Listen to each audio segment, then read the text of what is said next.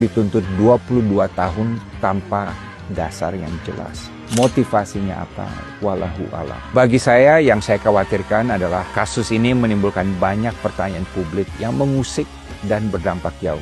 Bagi yang bertalenta, mereka akan bertanya, buat apa bergabung dengan pemerintah kalau nanti akan dinadimkan? Nadim aja yang begitu besar jasanya bagi ekonomi kerakyatan yang dulu dielu-elukan oleh semua orang dan rela mengorbankan posisinya di Gojek untuk bantu pemerintah, kini dibegitukan. Dan anak muda yang sekarang gabung dengan Prabowo, jangan senang-senang dulu. Suatu hari Anda pun bisa kena bui karena keputusan yang Anda ambil. Seperti Nadim, mereka akan bilang, I didn't sign up for this. Bagi diaspora seperti Ibam, pertanyaannya, buat apa kembali ke tanah air untuk berkarya, memenuhi himbauan pemerintah selama ini? Kalau Ibam yang juga tidak menerima uang sepeser pun bisa terancam masuk bui, buat apa pulang? Mereka akan bilang, I didn't sign up for this. Bagi yang idealis, mereka akan bertanya, buat apa kita terus berharap dan bermimpi indah untuk Indonesia?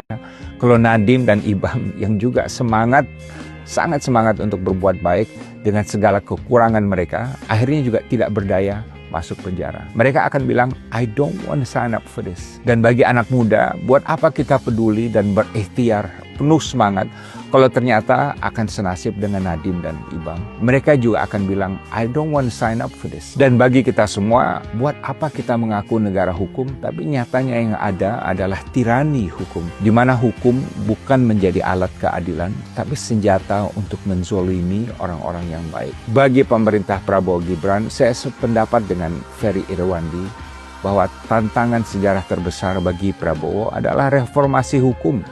Bukan hanya MBG, bukan hanya hilirisasi. Dan di sini tantangannya bukan saja menegakkan hukum yang tidak pandang bulu, tapi juga hukum yang memberikan rasa keadilan, yang benar-benar menghukum yang salah dan melindungi yang benar. Menurut saya, yang membentuk kepercayaan rakyat terhadap pemerintah bukan isu kemiskinan, walaupun itu penting, tapi rasa ketidakadilan. Kriminalisasi kebijakan yang telah banyak mengambil korban orang-orang baik dan bahkan orang-orang terbaik kita adalah kanker dalam dunia ekonomi dan dunia hukum yang merugikan bangsa dan negara dan bahkan suka dijadikan alat pemerasan oleh oknum.